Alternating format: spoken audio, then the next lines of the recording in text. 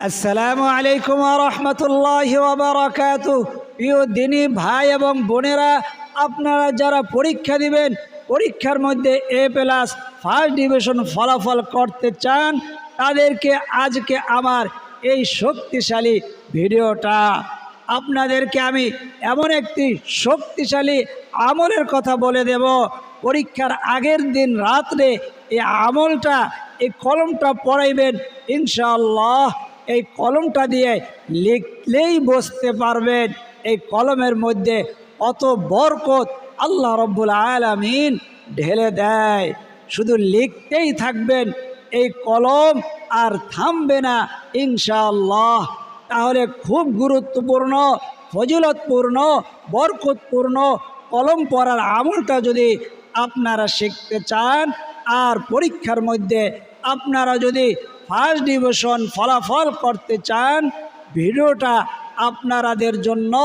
প্রিয় দিনী ভাই এবং বোনেরা, যারা এই আমলটা করতে পারবেন না, ছোট্ট ছোট্ট সোনামণিরা, আপনাদের ছেলে সন্তানরা পরীক্ষা দিবে, মা বাবারাও এই আমলটা করে দিতে পারবেন। ভাই বেরাদাররাও তাদের বোনদের জন্য আমলটা করে দিতে পারবেন। বোনেরাও তাদের ভাই এবং নিজের সন্তানদের জন্য আমলটা করে দিতে পারবেন। যে কাউকে এই আমলটা করে দিতে পারবেন, কোনো সমস্যা নাই ইনশাআল্লাহ। যদি আমলটা শিখতে চান, কলম পড়াটা শিখতে চান, শক্তিশালী এই আমলটি করতে চাইলে, তাহলে এই ভিডিওটা আপনারা স্কিপ না করে সম্পূর্ণ দেখতে হবে। প্রিয় দিনী ভাই এবং বোনেরা, অনেকে এমন আছেন পরীক্ষার হলে গিয়ে কোনো কিছুই মনে থাকে না। ক্লাসের মধ্যে সব পারেন, পড়াশোনার মধ্যে 1 নম্বরে এগিয়ে আছে, সবার ভালো সে পারে, কিন্তু যখন পরীক্ষা হয়, পরীক্ষার মধ্যে কোনো কিছুই সে লিখতে পারে না, তার মধ্যে কোনো কিছুই স্মরণ থাকে না, সব কিছু ভুলে যায়, উলট পালট হয়ে যায়। তার মানে তার সাহস কম, শক্তি কম। যদি আপনার এমনটাই হয়ে থাকে, আপনার ছেলে সন্তানদের এরকমটাই হয়ে থাকে, আমি বলবো এই শক্তিশালী আমলটা করে দেখুন। যে পরীক্ষিত আমলটা করে যদি আপনারা পরীক্ষার হলের মধ্যে যান এবং কলমটা দিয়ে লিখতে শুরু করেন, ইনশাআল্লাহ যতটুকু পড়াশোনা করেছেন প্রত্যেকটা পড়াশোনা আপনার সঠিকভাবে মনে থাকবে, এবং যা লিখতে চাইবেন তাই লিখতে পারবেন, এবং মনের মধ্যে আল্লাহ রব্বুল আলামিন শক্তি ঢেলে দিবেন। আল্লাহু আকবার, আল্লাহু আকবার। এবং সাহসের সাথে আপনারা পরীক্ষা দিতে পারবেন। আমলটা করুন, এটা পরীক্ষিত আমল, শক্তিশালী আমল, A+ পাওয়ার আমল, ফার্স্ট ডিভিশন ফলাফল করার আমল, এটা ইনশাআল্লাহ। চলুন আপনাদেরকে শিখিয়ে দিচ্ছি কিভাবে ভালো ফলাফল করে আনা যায়, A+ আনা যায়, ফার্স্ট ডিভিশন ফলাফল আনা যায়। একসঙ্গে আগে কলমগুলো এভাবে রাখবেন। যেই কলমগুলো দিয়ে আপনি পরীক্ষা দিবেন, মনে করুন আপনার পরীক্ষা দেওয়ার জন্য 1 ডজন কলম বা 6টা কলম প্রয়োজন হতে পারে, বা 10টা কলম প্রয়োজন হতে পারে। কলমগুলো একসঙ্গে রাখবেন এবং কিছু দোয়া পড়ে ফু দিতে হবে। সেই দোয়াগুলো আপনি পারবেন, বলে দিলেই পারবেন। নিয়মটাও সহজ, কিন্তু আপনাকে ধৈর্য ধরে আমলটি করতে হবে। তো কলমগুলো কিন্তু আপনাকে একসাথে একটা মুঠের মধ্যে, হাতের মধ্যে এভাবে নিয়ে নিতে হবে।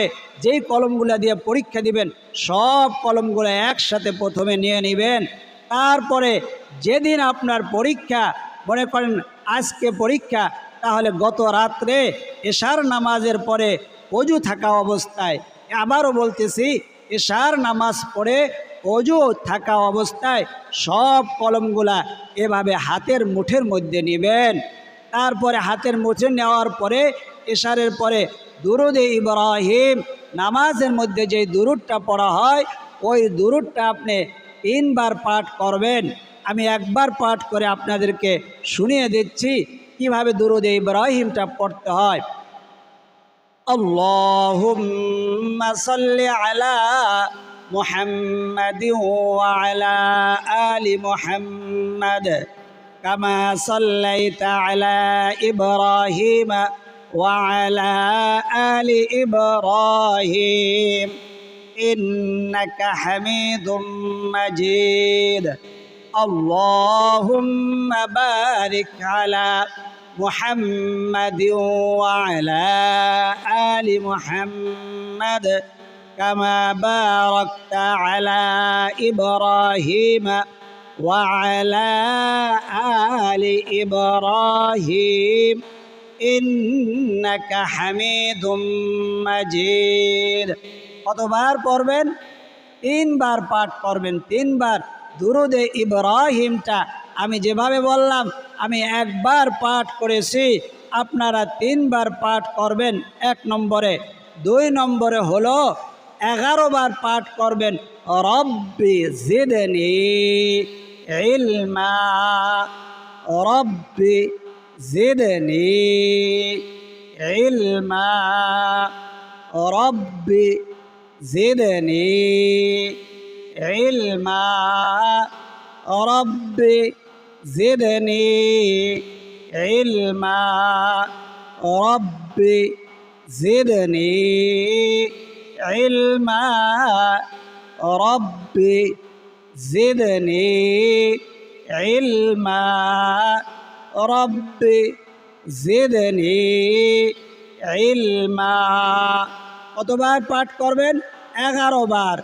তাহলে 2 নম্বর হইল রব্বি জিদনি। আবার সম্পূর্ণ আমলটা আমি বলে দেব সর্বশেষ পুনরায়। তো রব্বি জিদনি ইলমা 11 বার পড়ার পরে আল্লাহ তাআলার গুণবাচক একটি সিফাতি নাম 111 বার পড়বেন। 111 বার পড়বেন। নামটি হলো, আমার সাথে এখন বলুন, ইয়া আলিমু, ইয়া আলিমু, ইয়া আলিমু।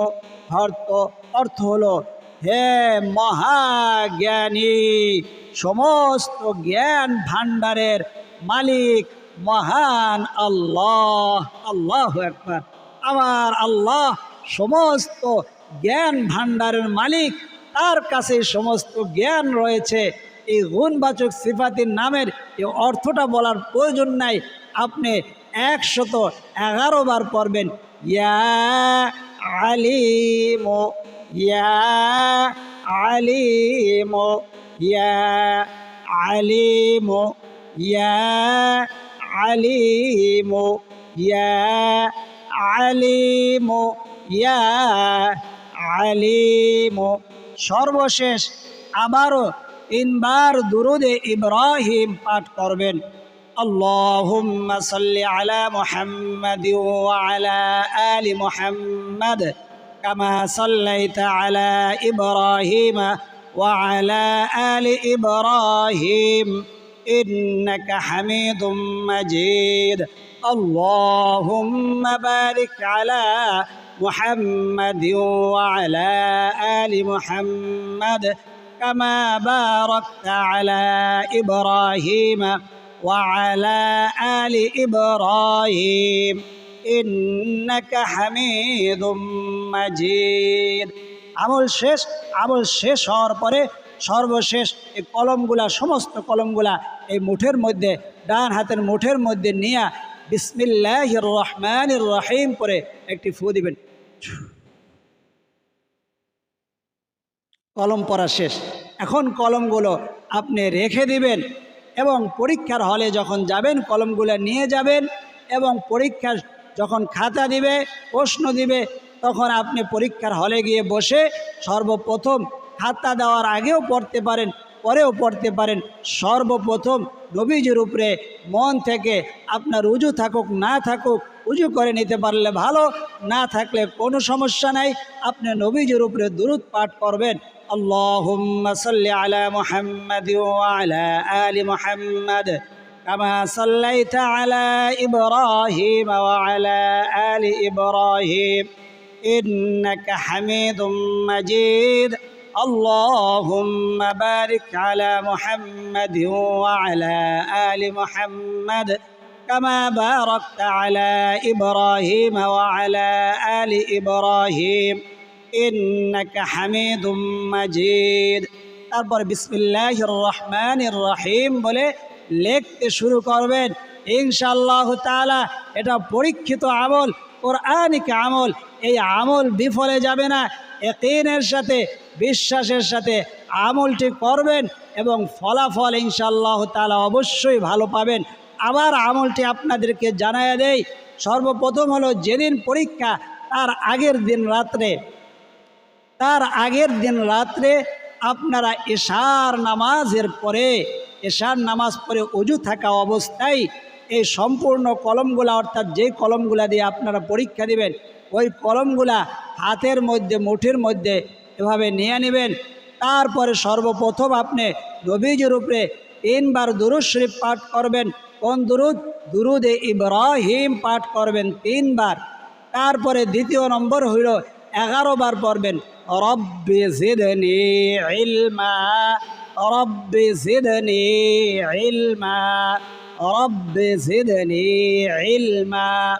3 নম্বর হইল আল্লাহ তাআলার গুণবাচক সিফাতে নামটি 111 বার পাঠ করবেন।